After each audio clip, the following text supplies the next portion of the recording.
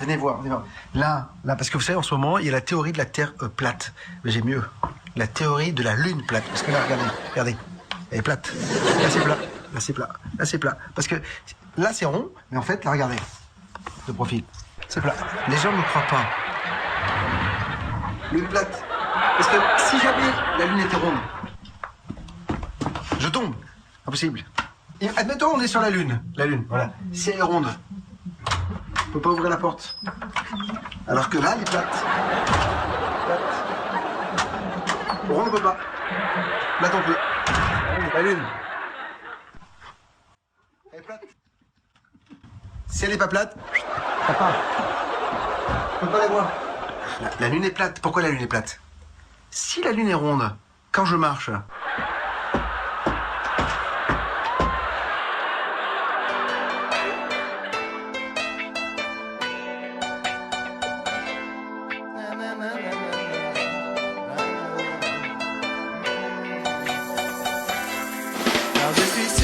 sûr qu'on ne prend pour des cons, mais j'en suis certain. Quelque chose ne tourne pas rond, car je suis sûr qu'on ne prend pour des cons, mais j'en suis certain. En effet, c'est une drôle de théorie qui ne me semble, comment dire, ne pouvoir naître que parce qu'on n'est pas observateur de nos jours. Il est temps que la musique joue et que la basse résonne. Nous sommes dans la zone rouge, le système nous assomme, maquillage. Et à ce titre-là, il suffit de sortir de l'orbe terrestre pour s'apercevoir que tout fonctionne de manière circulaire. Tout est en mouvement, tout est encastré, et conséquemment, s'il y avait une chose plate, elle serait en contradiction avec l'ensemble de l'univers. Falsification de l'histoire, mais je suis sûr qu'on me prend pour des cons, mais j'en suis certain. Quelque chose ne tourne pas rond, car je suis sûr qu'on me prend pour des cons, mais j'en suis certain. En réalité, la chose est plus subtile que ça. C'est ce qu'on aperçoit semble plat, mais rien n'est absolument plat. Tout est déformé par des forces gravitationnelles, les forces notamment justement de circonvolution, etc. Originaire du Nil, classé dans assistance en calcul monnaie de la métropole par-ci le club, mais par l'un des maisons, vont calmer le peuple à coup de RMI. C'est cet enchevêtrement qui devrait être considéré d'abord. Ensuite, si on est observateur, si on regarde du point de vue de l'astronome, on devrait se questionner pour savoir, tiens, pourquoi le Soleil vient toujours du même côté? Que personne ne s'affole, que personne ne s'affole, que personne ne s'affole, que personne ne s'affole. C'est-à-dire que soit c'est ce machin plat qui gire autour de son axe, etc., et auquel cas ça se remarque immédiatement. En fait, il y a un ensemble de propositions qui sont une succession de sophismes. Alors, ce qui est important de rappeler, parce que je ne vais pas passer encore une demi-heure là-dessus, c'est que ça n'est pas parce qu'un exposé est cohérent et logique qu'il est vrai. Ça, c'est le piège à Spoons. Au-dessous de la conquête de la Lune. Vous voyez comment ça se passe? Ça, c'est mon opinion. Clair, net, définitif. Combien déjà était-il sur la Lune? Quand on regarde cette photo, peut-être la plus diffusée, la plus répandue de la conquête lunaire, oh, voilà, Lubric.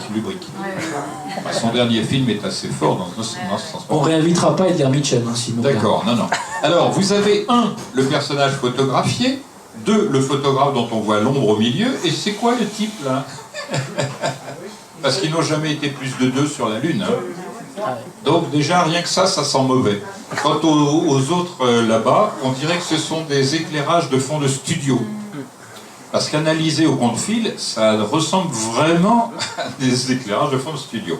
Sachant qu'aucune des missions lunaires ne fut possible avec 3 cosmonautes, le 3e restant en orbite autour de la Lune, dans le module de commande, devinez ce que c'est. Ce qu'on appelle grossièrement une couillonnade. Moi, j'appelle le partage des zozos. Si on a des gens qui ont une formation scientifique, mais ils n'ont pas le minimum du bon sens pour reconnaître l'intérêt d'une question basique. C'est bizarre, quand on prenait n'importe quelle photo du lot offert par la NASA au public, on pouvait les assembler les unes avec les autres, mais à chaque fois le contexte était différent. Ainsi, vous voyez une photo ici avec le LEM, une autre photo ici avec le LEM, et à l'intérieur, entre les deux, si je puis dire, le montage qui réunit ces deux photos parfaitement, mais le sol n'a strictement rien à voir avec le sillon du véhicule lunaire, ou les traces de pas, etc. En revanche, là, on dirait que ça a été fraîchement labouré parce que c'était utile de planter au dernier moment de quoi se nourrir. Bon, vous voyez, et le LEM n'existe pas sur la photo au centre. Il n'y a rien, il n'y a aucune connexion entre ces trois images. Mais on a mieux que cela. Ça ressemble un petit peu au chirurgien qui demande comment va-t-on opérer le mort. Hein? C'est trop tard. La pensée est dépassée dans ce contexte. Il faut voir les choses et sans théoriser. Le pire travers de notre époque dans la pensée, c'est la succession des modes et des théories. On n'a pas besoin de théorie en réalité. La théorie, c'est pour faire une généralisation si cela se peut. Quand on observe, on n'a plus de questions comme ça. Enfin. Si vous regardez ici, vous avez des pas, des traces de pas qui vont, hop là, de manière linéaire. Mais il y en a une qui est parfaitement seule, et le type, il a croisé ses pieds comme ça, comme s'il voulait se faire un croche-pied. C'est assez étrange. Et il n'a pas eu le temps d'aller faire pipi. C'est possible. Et il y en a. Mais le film qui trahit cela, il y en a 3 films qui sont extrêmement intéressants, que je montrerai si j'avais la capacité en tant que manipulateur d'images. Il y en a un où on voit, qui est assez connu, c'est Du vent dans le drapeau. La deuxième, c'est où on voit le pseudo Armstrong qui descend du truc, il se prend une barre d'éclairage sur la figure. Elle est moins connue, mais c'est terrible. Il est en train de descendre et il dit « C'est un petit pas pour l'homme et un grand pas pour... » Boum, il se prend un truc sur la tête, c'est l'éclairage qui lui tombe dessus. Vous ne le connaissez pas, ce film? Je te le ferai passer. Et le troisième, c'est la meilleure de toutes, ce qui est une preuve absolue. On voit la gype lunaire qui arrive, qui fait un virage, et la poussière qui s'en va comme sur Terre. Vouf, comme ça. Ben voilà, comme il n'y a pas d'atmosphère sur la Lune, il y a la dernière qui est de loin la moins connue, mais alors tenez-vous bien, celle-là, je l'avais dans ma documentation, elle a disparu dans le cambriolage, c'est où on voit un type qui passe avec un arroseau. Alors, qui passe, il est en train d'arroser le... Et puis, comment dire, si on doit passer du temps à réfuter les âneries, on perd un temps épouvantable. Car je suis sûr qu'on nous prend pour des cons, mais j'en suis certain, quelque chose de d'autre par contre. Ça peut se discuter en effet, mais ce que je reproche à ces théoriciens, c'est qu'ils imposent des conclusions et ils ne font rentrer que des choses qui sont conformes à ces conclusions, jusqu'à rayer l'observation directe, l'observation médiane, etc., etc. C'est-à-dire que du point de vue de la méthode scientifique, ce sont des nains, pour parler gentiment. Il est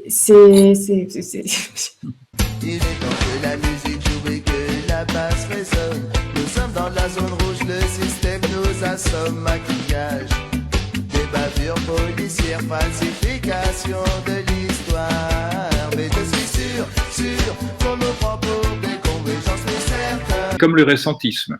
C'est intéressant parce que ça permet d'avoir un sujet digne d'intérêt, mais ça n'est pas un sujet scientifique, c'est un sujet dialectique. Parce que scientifiquement, on raye les deux aussi facilement l'une que l'autre. Mais bon, le fait est, c'est qu'on profite d'une forme d'ignorance générale pour imposer des idées qui n'en sont pas.